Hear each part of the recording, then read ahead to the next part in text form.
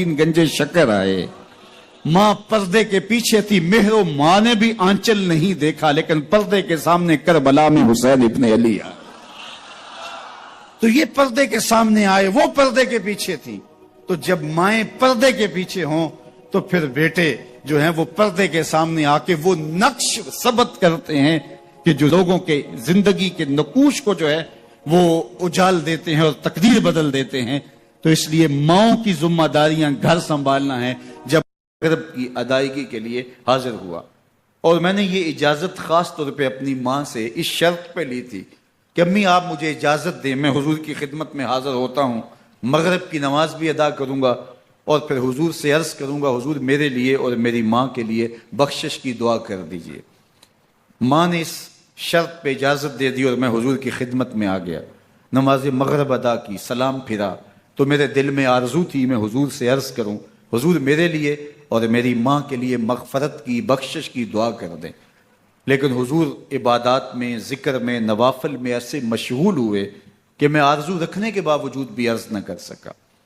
خیر نماز عشاء کا وقت ہوا، اذان پکاری گئی، حضور مصلی پہ آئے، نماز پڑھی، سلام پھرا تو میرے دل میں پھر خیال آیا کہ ماں سے ایک نماز کی چھٹی لی تھی، نمازیں بھی دو ہو گئیں، ماں نے جاتے پوچھنا ہے حضور سے میرے لیے اور اپنے لیے مغفرت کی بخشش کی دعا کروائی تھی تو کیا جواب دوں گا؟ اور حضور اٹھے اور کاشانہ اقدس کی طرف چل دیے۔ اب میرے دل میں یہ خیال رہ کے آ رہا تھا کہ ماں کو کیا جواب دوں گا؟ میں تو حضور سے بخشش و مغفرت کی دعا کروا ہی نہیں سکا۔ جب حضور چل پڑے تو غیر ارادی طور پہ میں بھی حضور کے پیچھے چل پڑا۔ چلنے میں تھوڑی سی رفتار تیز ہو گئی جس سے قدموں کی آہٹ پیدا ہوئی، تو جب آواز پیدا ہوئی تو حضور نے رخ پھیرے بغیر فرمایا من ھذا، میرے پیچھے پیچھے کون آ رہا ہے؟ پھر خود ہی کہا حذیفہ تو نہیں؟ تو میرا دل دھڑک رہا تھا، قل تو نعم، میں نے کہا جی حضور میں حذیفہ ہوں۔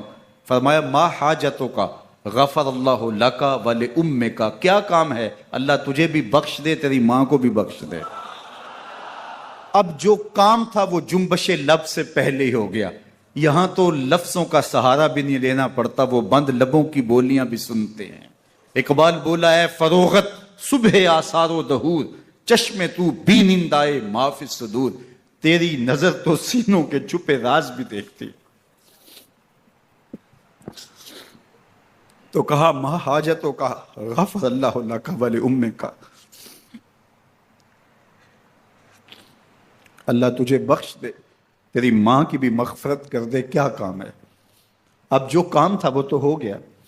تو میرے حضور نے ارشاد فرمایا حذیفہ سنو، ابھی ایک فرشتہ آیا ہے جو اس سے قبل دھرتی پر پہلے کبھی نہیں آیا، آج پہلی مرتبہ اللہ سے اجازت لے کے دو کام کرنے آیا ہے، ایک تو مجھے سلام کرنے آیا ہے اور دوسرا خوشخبری دینے آیا ہے کہ آپ کی بیٹی فاطمہ جنتی عورتوں کی سردار ہے اور حسن اور حسین جنتی جوانوں کے سردار۔ ایک طرف یزید ناپاک میسون کا پلیت بیٹا اور ایک طرف محمد عربی کا نواسا، فاطمہ کے دودھ کا اثر، علی المرتضیٰ کے خون کی تاثیر، رسول اللہ صلی اللہ علیہ وسلم کے کندھوں پہ بیٹھنے والا۔ ایک دن حضور نے امام حسین رضی اللہ تعالیٰ عنہ کے ہاتھ پکڑ لیے اور ان کے پاؤں اپنے پاؤں پہ رکھے اور پھر فرمایا بیٹے آگے بڑھو، اور ان کے پاؤں حضور کی پنڈلیوں پہ آئے، پھر کہا بیٹے اور آگے بڑھو، حتیٰ کہ ان کے پاؤں حضور کی رانوں پہ آئے، پھر فرمایا بیٹا اور آگے بڑھو، تو ان کے پاؤں حضور کے مبارک بطن اقدس پہ آئے، پھر بازوؤں کو کھینچ کے اپنے قریب کیا اور حسین ابن علی کے منہ میں اپنی زبان رکھ دی، اور وہ اس طرح چوس رہے تھے جس طرح کھجور چوسی جاتی ہے۔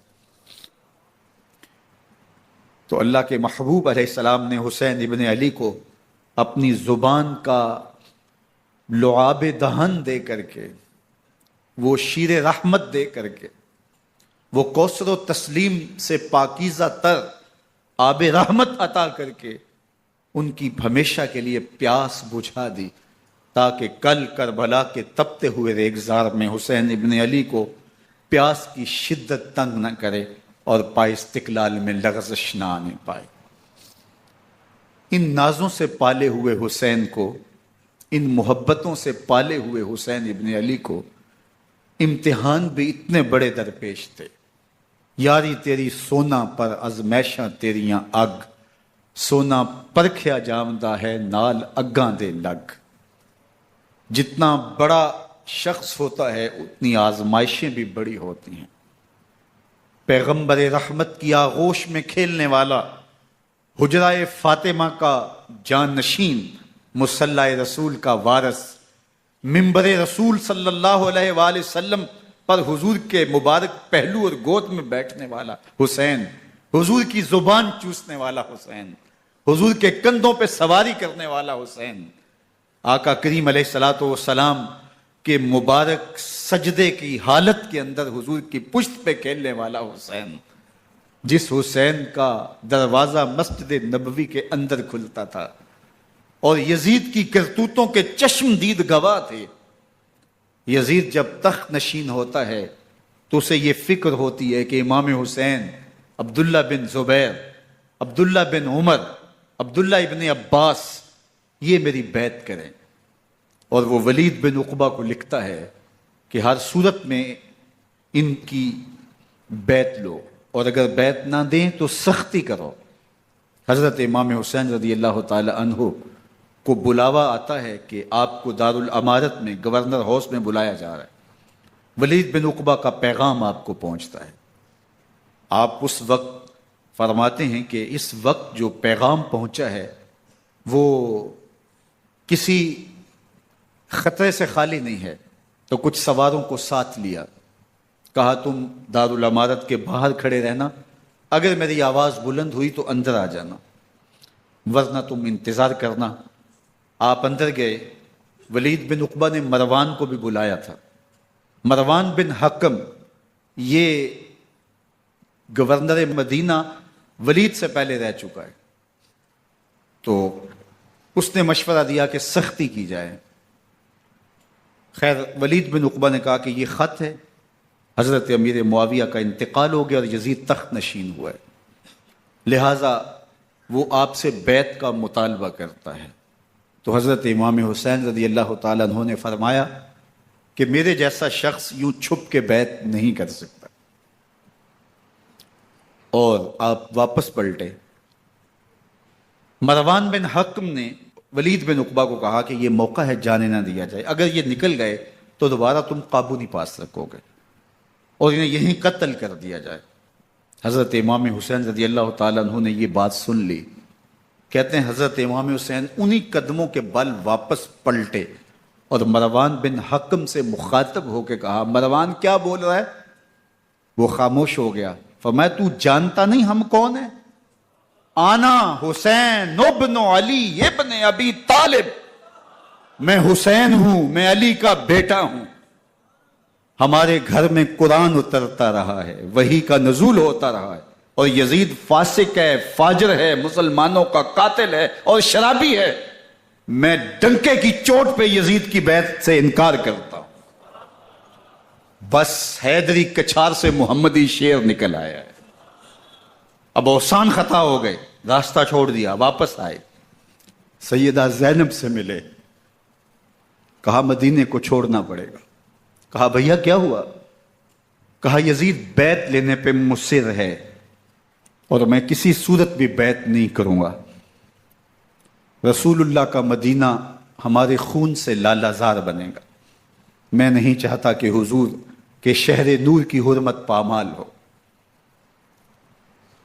دوستو وہ کیسا منظر ہوگا جب حسین ابن علی نے آخری حاضری حضور کے روضے پہ دی ہو. حاجی یا معتمر 10 دن کے لیے، 8 دن کے لیے، 20 دن کے لیے مدینہ المنورہ عارضی سکونت اختیار کرتا ہے اور حضور کے روضہ انور سے، اس شہر نور سے، ان گلیوں سے، ان بام و در سے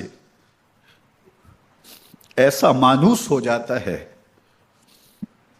کہ جب واپس پلٹ رہا ہوتا ہے ان دعاؤں کے ساتھ کہ دوبارہ آنا بھی نصیب ہو، اور اسے لگتا ہے کہ میں دوبارہ بھی بلایا جاؤں گا، لیکن اس کے باوجود شہر حبیب چھوڑنا قیامت سے کم نہیں ہوتا۔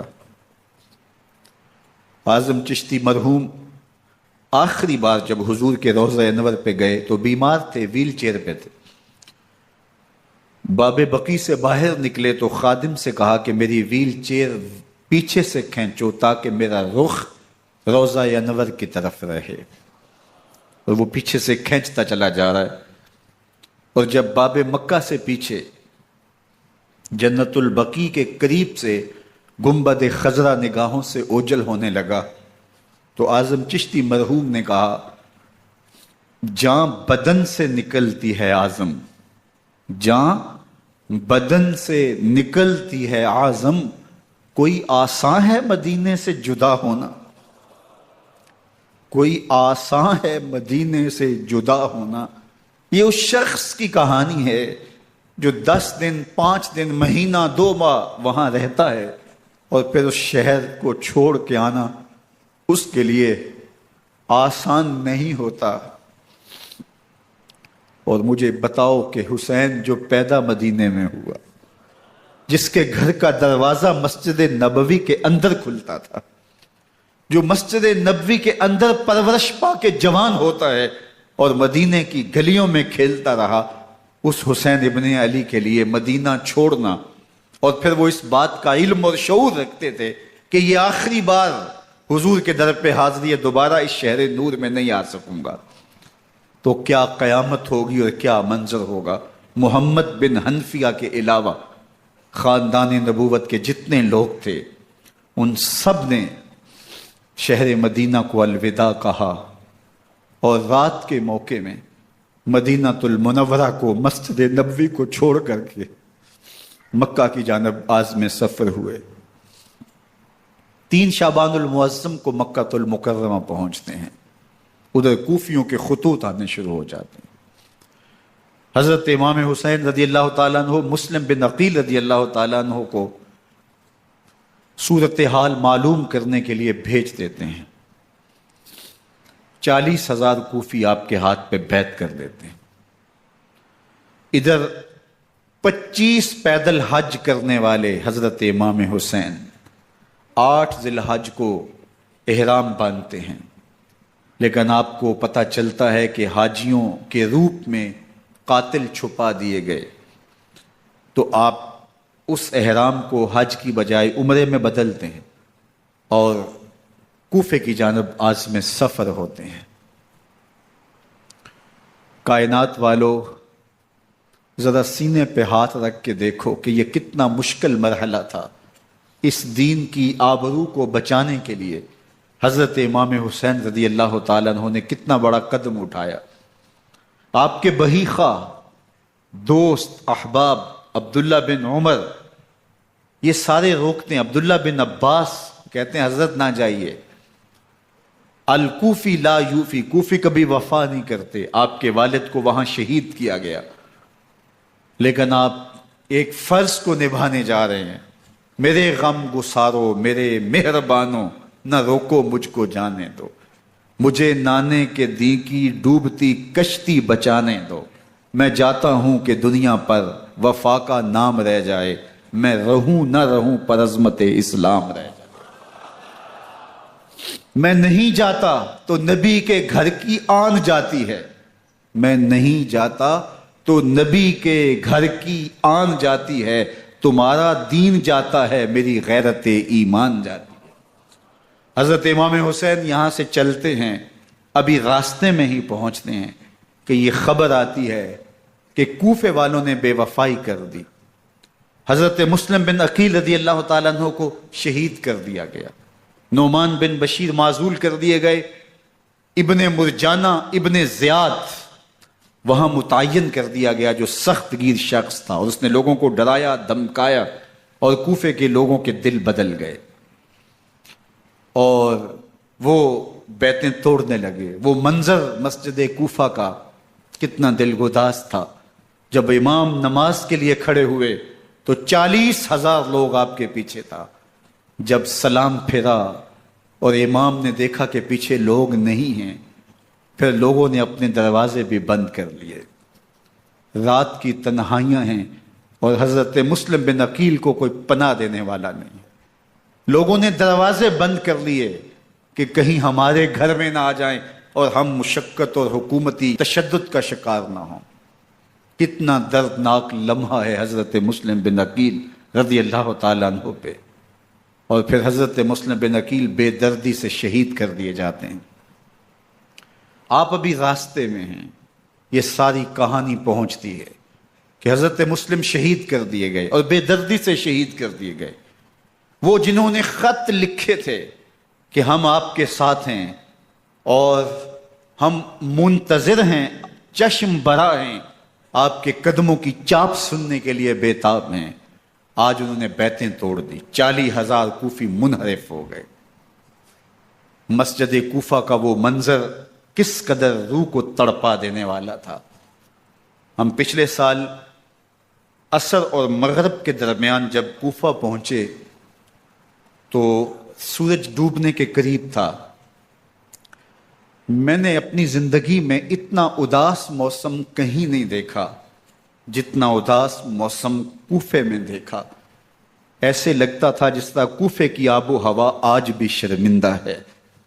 جو مسلم بن عقیل اور خاندان نبوت کے ساتھ اہل کوفہ نے کیا، حضرت امام حسین رضی اللہ تعالیٰ عنہ کو ان کے بہی خواہوں نے، اعزاء نے، اقربا نے، دوستوں نے، آوان و انصار نے، ساتھیوں نے کہا کہ حضرت حالات یکسر تبدیل ہو گئے، اب ہمیں مراجعت کر جانی چاہیے، واپس پلٹ جانا چاہیے.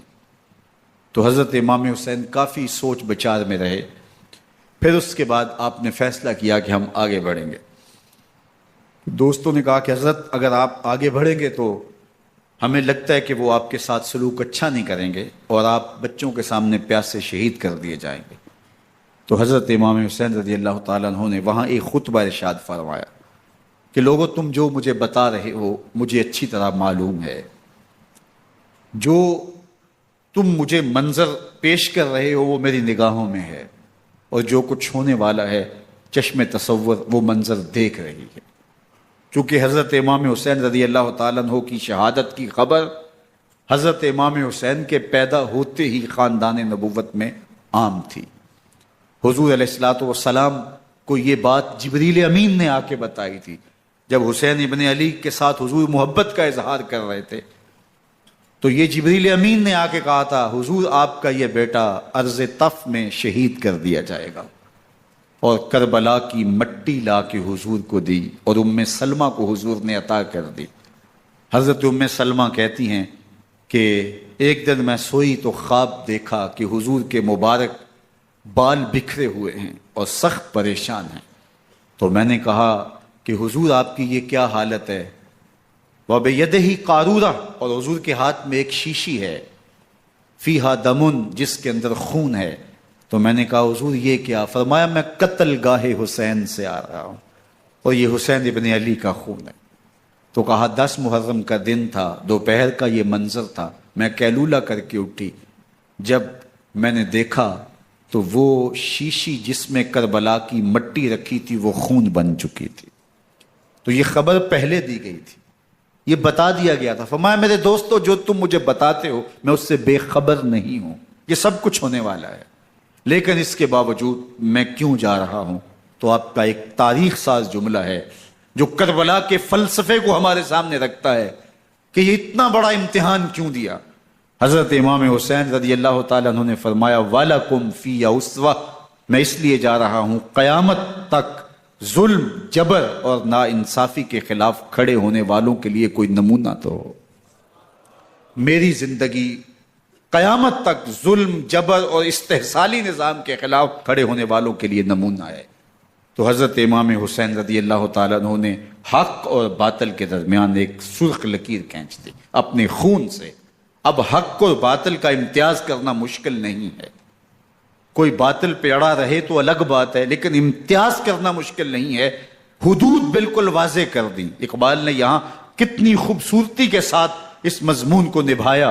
سرخ رو عشق غیور از خون او، شوخی این مصرع از مضمون او، تا قیامت قطع استبداد کر، موج خون او چمن ایجاد کر. ایک جہاں آباد کر دیا، حق اور باطل کی راہیں اجال دی اب لوگوں کو یزید کا چہرہ پہچاننے میں دیر نہیں لگتی، وقت کے ہر یزید کا چہرہ آسانی سے پہچانا جا سکتا ہے۔ یہ معرفت زمانے کو کروائی کس نے؟ حسین ابن علی نے کروائی رضی اللہ تعالی عنہ۔ تو حضرت امام حسین نے فرمایا کہ جو میرے ساتھ ہونے والا ہے میں اچھی طرح جانتا ہوں، لیکن میں اس کے باوجود آگے بڑھوں گا۔ پھر بڑھے اور کربلا میں جا کے خیمہ زن ہو گئے۔ 7 محرم کو پانی بند کر دیا گیا۔ پانی بند ہوا تو کھانا بھی میسر نہیں تھا، لیکن ذکر پانی کا ہوتا ہے اس لیے کہ کھانے کے بغیر انسان کئی دن کاٹ لیتا ہے، لیکن پانی کے بغیر گزر نہیں ہوتی۔ تو فرات کی نہر سامنے اپنی موجوں کے ساتھ چمک رہی ہے، لیکن ایک قطرہ آب بھی آل رسول کو نہیں دیا جا رہا۔ کائنات کے اندر ایسے انوکھے امتحان بھی ہوتے ہیں۔ وارثوں ساقی کوثر کے، مالک ہوں حوض کوثر کے، اور بیٹے ہوں ساقی کوثر کے، اور آج ایک بوند پانی کی بھی میسر نہ ہو۔ صبر کا امتحان ہے، عزیمت کا امتحان ہے۔ حضرت امام حسین رضی اللہ تعالیٰ عنہ خیمہ زن ہو گئے۔ 3 دن تک پانی بند رہتا ہے۔ 9 محرم کو رات کی تنہائی میں حملہ آور ہونا چاہتے ہیں، لیکن آپ نے کہا کہ ہمیں اللہ کے حضور عبادت اور ذکر کے لیے وقت دیا جائے۔ ساری رات ذکر میں گزرتی ہے، عبادات میں گزرتی ہیں۔ رات کے اندھیرے میں آپ چراغ بجھا دیتے ہیں۔ آوان و انصار کو کہتے ہیں کہ ان کی دشمنی میرے ساتھ ہے، انہیں میرا خون چاہیے۔ اگر تم رات کی تاریکی میں نکل جاؤ تو میں تم سے کوئی مواخذہ نہیں کروں گا، اور یہ بھی تمہارا پیچھا نہیں کریں گے، اس لیے کہ ان کا مطلوب تم نہیں ہو، ان کا مطلوب میں ہوں۔ جب چراغ جلایا تو کوئی بھی نہیں گیا۔ مسلم بن نوسجہ کھڑے ہو کے کہتے ہیں حضرت اگر ہمارے بدن کو 70 بار کاٹا جائے اور جلایا جائے اور ہواؤں میں اڑا دیا جائے پھر بھی آپ کا ساتھ نہیں چھوڑیں گے۔ 70 سال کے بوڑھے ہیں حبیب بن مظاہر، کہتے ہیں حضرت آپ کو چھوڑ کے جائیں کہاں، آپ کو چھوڑ کے جائیں کہاں؟ کوئی ساتھ چھوڑنے کے لیے تیار نہیں ہے۔ پیاس ہے، سخت گرمی ہے، کربلا کا ماحول ہے، 72 افراد اور خاندان کی خواتین میدان کربلا میں خیمہ زن ہیں۔ دوسری طرف لشکر اعداء اشقیا 22,000 کی تعداد میں مقابلے میں، ایک روایت 30,000 کی ہے۔ ان صرف 72 پیاسے لوگوں کے لیے اتنے لوگوں کو جمع کرنے کا مقصد خوف زدہ کرنا تھا۔ شرط ہے کہ یزید کی بیعت کر لیں، محاصرے توڑ دیں گے، پانی دستیاب ہوگا، اعزاز و اکرام سے نوازا جائے گا، خزانوں کے منہ کھول دیے جائیں گے۔ لیکن حسین ابن علی کہتے تھے سب کچھ لٹ جائے گا، باطل کے ہاتھ پہ ہاتھ نہیں رکھتا۔ اللہ اکبر۔ اب صبح طلوع ہوتی ہے، عاشور کا دن چڑھتا ہے، سورج اپنی پوری تمازت کے ساتھ گرمی برسا رہا ہے۔ آج خاندان نبوت کا امتحان زمانے نے دیکھنا ہے۔ رسول اللہ کا لعاب چوسنے والا اس کے صبر کا آج امتحان ہے۔ حضور کے کندھوں پہ کھیلنے والے حسین کا آج امتحان ہے۔ اللہ اکبر۔ حسین ابن علی تمام حجت کرتے ہیں میں نے تمہارا کچھ نہیں بگاڑا، میں نے کسی کا خون نہیں کیا، میں نے کوئی زیادتی نہیں کی، تم کیوں میرے قتل کے در پہ ہو؟ تم جانتے نہیں میں کون ہوں؟ میں تمہارے نبی کا نواسا ہوں، رسول اللہ صلی اللہ علیہ وآلہ وسلم کے کندھوں پہ کھیلتا رہا ہوں، حضور کا لعاب چوستا رہا ہوں، اور میں بوسہ گاہے رسول صلی اللہ علیہ وآلہ وسلم ہوں۔ لیکن ان اشقیاء کے دل پر کوئی چیز اثر انداز نہیں ہوتی۔ ایک ہور ہے، اللہ اس کے دل میں نرمی ڈالتا ہے۔ پہلے تو امام حسین کو گھیر کے لے کر کے آتا ہے، لیکن بعد میں وہ قافلہ یزید سے قافلہ حسین کی طرف آ جاتا ہے۔ امام حسین فرماتے تو دنیا میں بھی ہو رہے، آخرت میں بھی ہو رہے، آزادی مل جاتی ہے۔ باقی 22,000 کا لشکر جرار امام حسین کے قتل کے در پائے ہے۔ پھر تاریخ نے خاندان نبوت کا وہ انوکھا امتحان دیکھا۔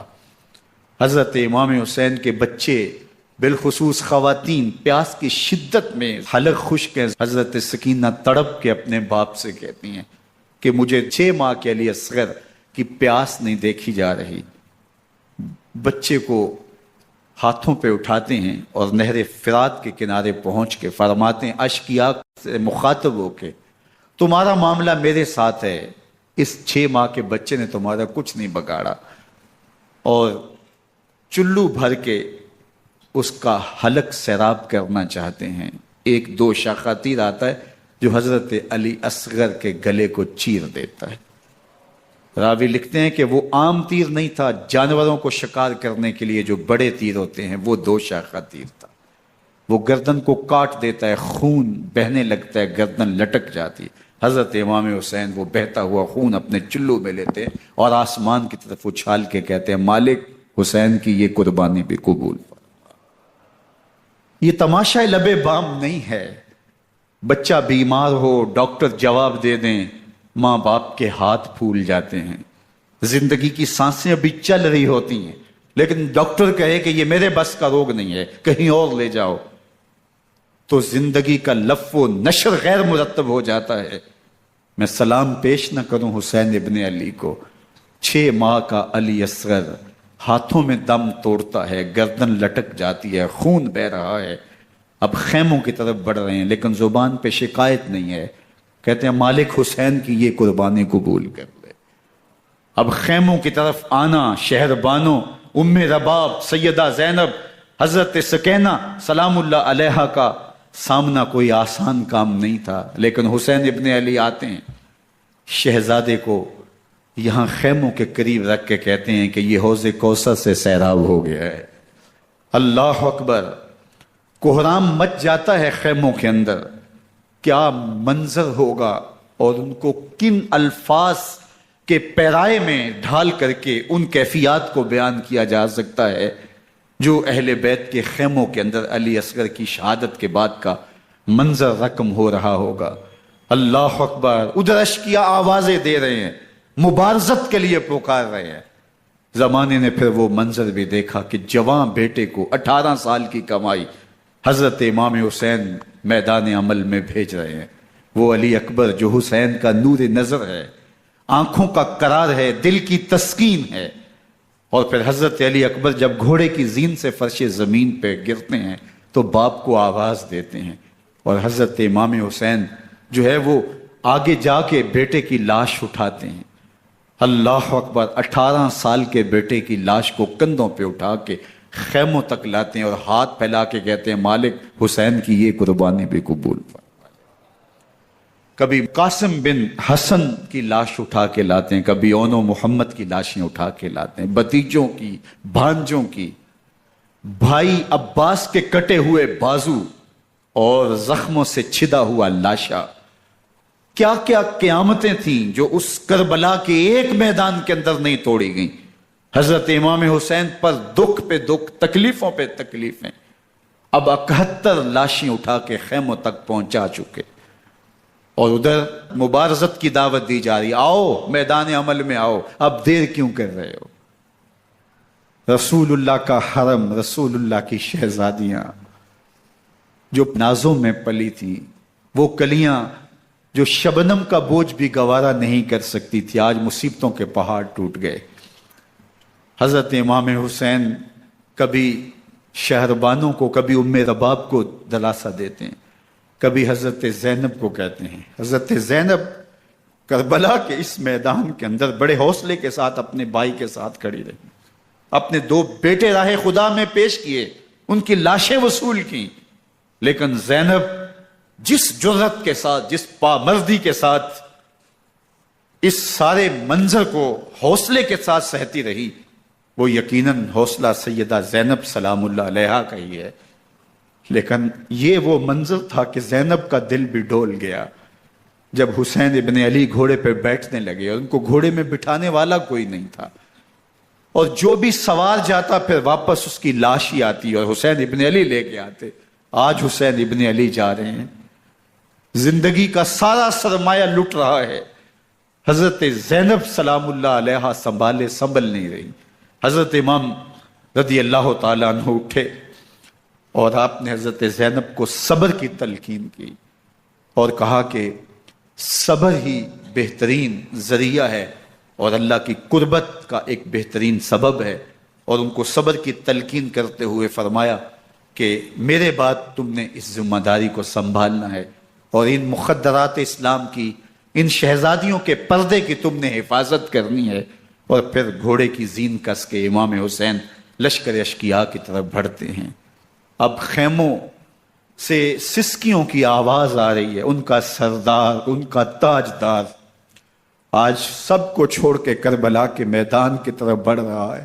جرم کیا کیا، قصور کیا کیا، اس نے کیا زیادتی کی کہ آج نیزوں اور انیوں کے مقابلے میں 22,000 کا لشکر حضرت امام حسین پہ ٹوٹ پڑتا ہے۔ آپ پھر اتمام حجت کرتے ہیں، میں نے کسی کو قتل نہیں کیا، خون ناحق نہیں بہایا، میرے خون کے درپے کیوں ہو، اپنی آخرت کیوں برباد کرتے ہو؟ تم جانتے نہیں میں کون ہوں، میں تمہارے نبی کا نواسا ہوں۔ لیکن ابن زیاد کہتا ہے مقابلے میں آؤ۔ پھر حضرت امام حسین رضی اللہ تعالیٰ عنہ مقابلے میں آتے ہیں، اور جب گھوڑے کو ایڑ لگا کے دشمن اشقیاء پہ ٹوٹتے ہیں تو پھر ایسا منظر ہوتا ہے کہ وہ بھیڑ بکریوں کی طرح آگے بھاگتے ہیں۔ 71 زخم کلیجے پہ لیے شجاعت کا یہ پیکر جب میدان میں آتا ہے، آواز آتی، یہ کون ذی وقار ہے، بلا کا شاہ سوار ہے، لباس ہے پھٹا ہوا، غبار سے اٹا ہوا، تمام جسم نازنی چدا ہوا کٹا ہوا، یہ نبی کا نور عین ہے، یہ بالیقین حسین ہے، یہ حسین ابن علی ہے رضی اللہ تعالیٰ عنہ۔ پھر چاند بادلوں میں گھر جاتا ہے، شامی غنڈے تیر برساتے ہیں، تلواروں سے آپ کے بدن پر ضربیں لگاتے ہیں اور نیزوں سے آپ کے بدن کو پرو دیتے ہیں۔ جب آپ کا پیراہن بعد میں اتارا گیا تو آپ کے پیراہن میں 122 سوراخ تیروں کے تھے، 33 زخم تلواروں کے اور 34 گھاؤ نیزوں کے تھے۔ جب گھوڑے کی زین سے فرش زمین پر آئے، بدن چھلنی تھا، زخم زخم سے خون بہ رہا تھا، 3 دن کا پیاسا حسین، اللہ اکبر، بدن زخموں سے چور، 71 لاشیں کلیجے پہ لیے، مخدرات اسلام کے پردے کا خیال دل میں الگ ہے، لیکن گھوڑے کی زین سے جب فرش زمین پہ امام حسین آتے ہیں، زبان پہ ہائے نہیں، نالا و شیون نہیں، چیخ و پکار نہیں، آتے ہی پیشانی سجدے میں رکھتے ہیں اور پکارتے ہیں اللہم ردن بقضائک وصبرا علی بلائک تسلیما لامرک سبحان ربی الاعلی۔ مالک گھر لٹا کے، بچے لٹا کے، خاندان سب کچھ قربان کر کے، اپنے بدن کو زخموں سے چھلنی کروا کے، تیروں اور نیزوں کی انیوں سے اپنے آپ کو زخمی کروا کے، تیرے حضور سر جھکا کے یہ اقرار کرتا ہوں کہ حسین تیری تقدیر پہ راضی ہے، مالک تو بھی بتا، تو بھی حسین پہ راضی ہوا ہے کہ نہیں ہوا؟ آواز آ رہی ہے، اس پیاسے پر علی شیر خدا کو ناز ہے، اس نواسے پر محمد مصطفیٰ کو ناز ہے۔ اوروں نے بھی سجدے کیے پر اس کا عجب انداز ہے، اس نے وہ سجدہ کیا جس پر خدا کو ناز ہے۔ حسین ابن علی رضی اللہ تعالیٰ عنہ کا سر انور دستے قاتل نے تب کاٹا جب وہ سجدے میں جھکا ہوا تھا۔ یزید نے کہا میں بیعت لوں گا، امام حسین نے کہا کبھی بھی نہیں دوں گا، یہ سر کٹ سکتا ہے، جھک نہیں سکتا۔ سر کاٹ کے نیزے کی نوک پہ چڑھا دیا گیا، اور یہ اس بات کا اعلان تھا کہ ہم جیت گئے اور حسینی ہار گئے، اور لشکر یزید میں غوغا مچ گیا، نقارے بجنے لگے کہ ہم جیت گئے، دیکھو امام حسین شہید کر دیے گئے، اور سر کاٹ کے نیزے کی نوک پہ چڑھایا گیا۔ لیکن لشکر یزید سے ہی آواز آئی، یہ کیسا سر ہے جو کٹ کے بھی سر بلندی ہے، کٹ گیا ہے پھر بھی اونچا ہے، اللہ اکبر، یہ سر سجدے میں کٹا ہے، رب کے حضور عبادت کی حالت میں کٹا ہے۔ حسین آج بھی سجدے میں ہے، اللہ اکبر، حسین آج بھی سجدے میں ہے، بلکہ کٹے ہوئے سر کا رخ زمین کی جانب تھا اور کٹی گردن آسمان کی طرف، یوں نیزے پہ پرویا گیا۔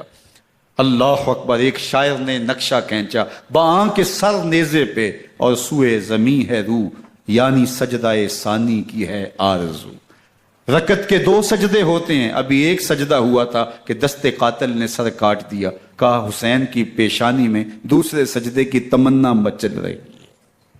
یہ تھا حسین ابن علی کا سجدہ، ساری زندگی رب کے حضور سجدہ قضا نہیں ہونے دیا۔ آج پانی نہیں ہے، اللہ اکبر، آج تیمم کر لیتے ہیں، آج اپنے خون کو اوڑھ کر کے حسین نے اپنی پیشانی اپنے مالک کے حضور جھکا کر کے عظیمت کی وہ انوکھی داستان رقم کر دی کہ صدیاں گزرنے کے باوجود بھی ان کی یادوں کے چراغ روشن ہیں۔ جب حضرت امام حسین اور دوسرے آیان و انصار کو شہید کر دیا گیا تو ان کے سر نیزوں کی نوک پہ چڑھا دیے گئے. حضرت امام حسین کا کٹا ہوا سر اور باقی 71 افراد کے کٹے ہوئے سر نیزوں کی نوک پہ.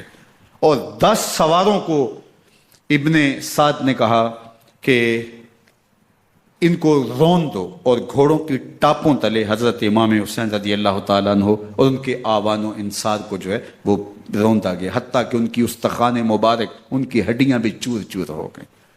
روننے سے قبل ان کا لباس اتار لیا، ان کے کپڑے اتار لیے گئے. اللہ اکبر، کیسی دردناک گھڑیاں تھیں. یزید کا صرف یہی بد کرداری کا مرحلہ نہیں تھا.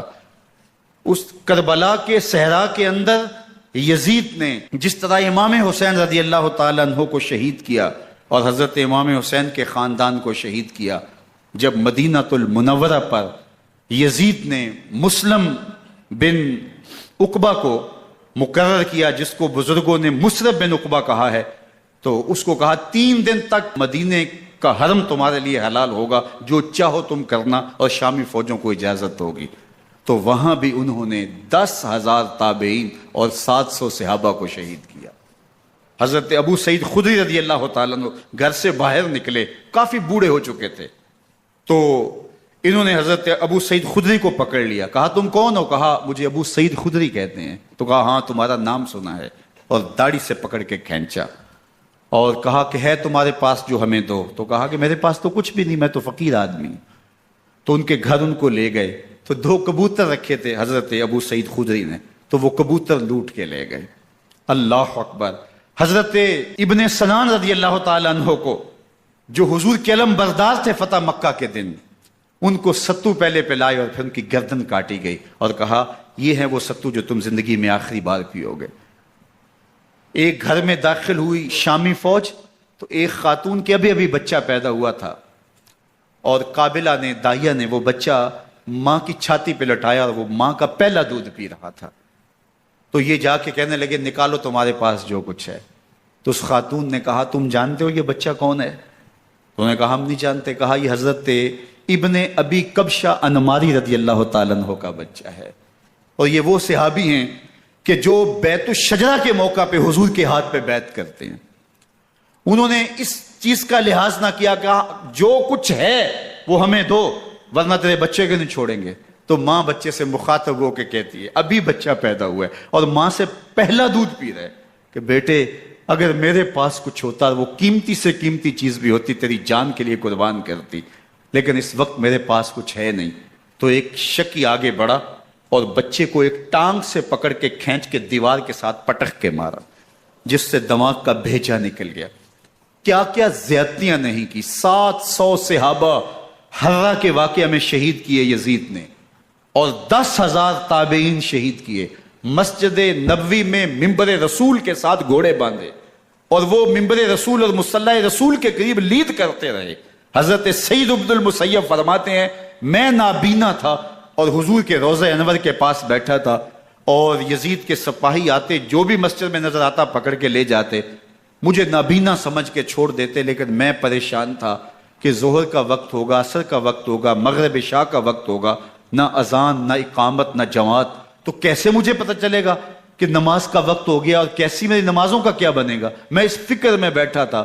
لم ازل اسمع الاذان والاقامت من قبر رسول اللہ صلی اللہ علیہ وآلہ وسلم. فرماتے ہیں جب بھی پھر نماز کا وقت آیا، گنبد خضرا سے اذان کی بھی آواز آئی، اقامت کی بھی آواز آئی.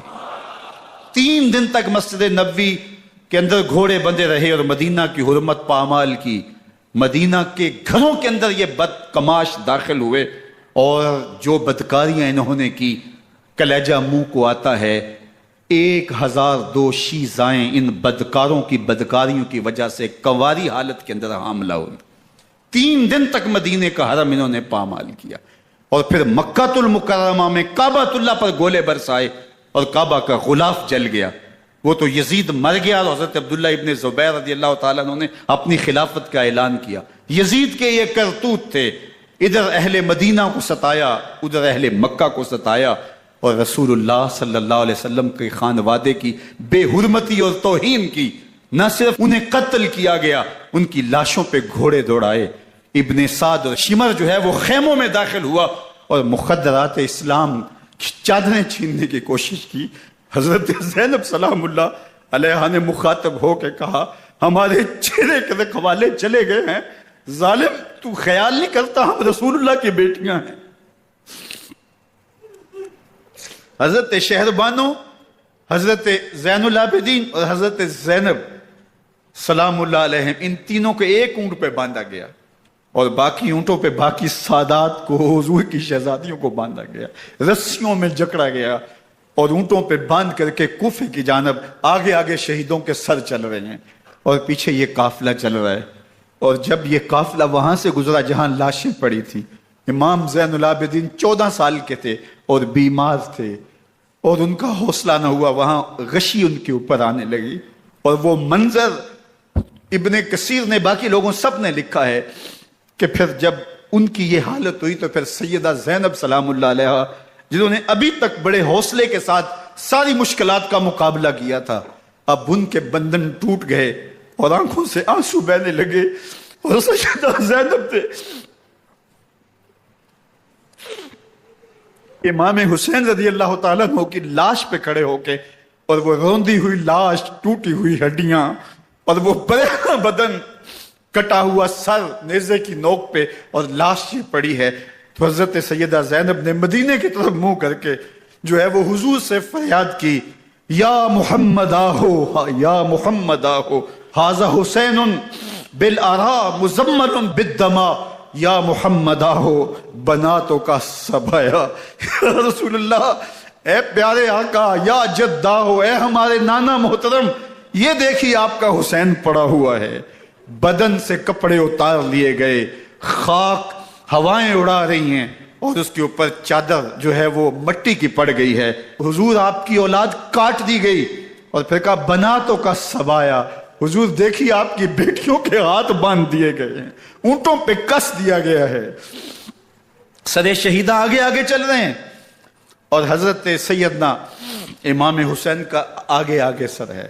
راستے کے اندر ایک جگہ آئی، رات گزری اور ان کو اتارا گیا، رات کا موقع تھا، ایک خاتون آئی اور اس نے کوئی کھانا پیش کیا ان کو اور کہا کہ میں کسی زمانے میں حضرت سیدہ فاطمہ تو زہرا کی نوکری کیا کرتی تھی، ان کی لونڈی تھی، ان کی کنیز تھی، اور آج مجھے پتا چلا کہ آپ لوگ گزر رہے ہیں، تو میں نے کہا کہ میں اپنی مخدومہ کے خاندان کی خدمت کروں، اور پھر اس نے کہا کہ اس وقت سیدہ کی گود میں ایک 6-7 ماہ کی بچی تھی جس کو زینب کہا کرتے تھے، تو سیدہ زینب نے کہا کہ اماں اگر پہچانتی ہو تو وہ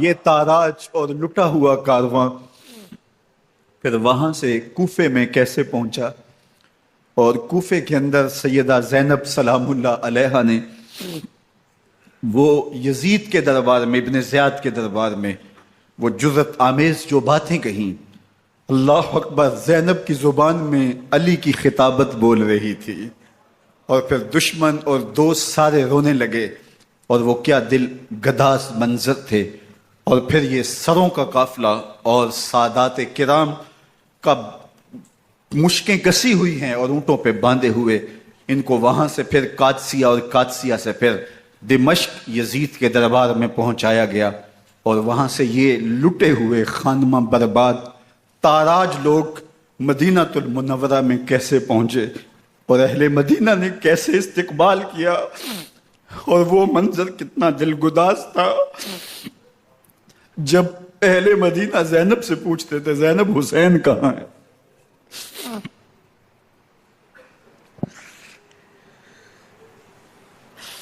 بے مروت بے وفا، تیرا بھی کیا افسانہ ہے، جس نے اپنی ہی شمع کو گل کیا تو وہ پروانہ ہے۔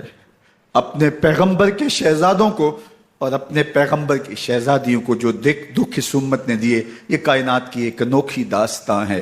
اللہ ہمیں اسوہ شبیری پہ عمل کی توفیق عطا کرے اور ان کے نقوش پاک کی برکتیں دے، اہل بیت کی محبت ہماری روحوں میں جذب کر دے، اور جس عزیمت کے ساتھ، جس حوصلے کے ساتھ انہوں نے دکھوں کو جھیلا. جو دہکتی آگ کے شعلوں پہ سویا وہ حسین، جو جواں بیٹے کی میت پر نہ رویا وہ حسین. جس نے سب کچھ کھو کے کچھ نہ کھویا وہ حسین. مرتبہ اسلام کا جس نے دوبالا کر دیا، خون نے جس کے دو عالم میں اجالا کر دیا. جو کہ سوزے غم کو سانچے میں خوشی کے ڈھال کے، مسکرایا موت کی آنکھوں میں آنکھیں ڈال کے. اے حسین ابن علی تم پر سلام، نازش آل نبی تم پر سلام. ذرا میرے ساتھ یہ پڑھ لیجئے، اے حسین ابن علی تم پر سلام، نازش آل نبی تم پر سلام. تم پہ لاکھوں رحمتیں لاکھوں سلام. اے شہید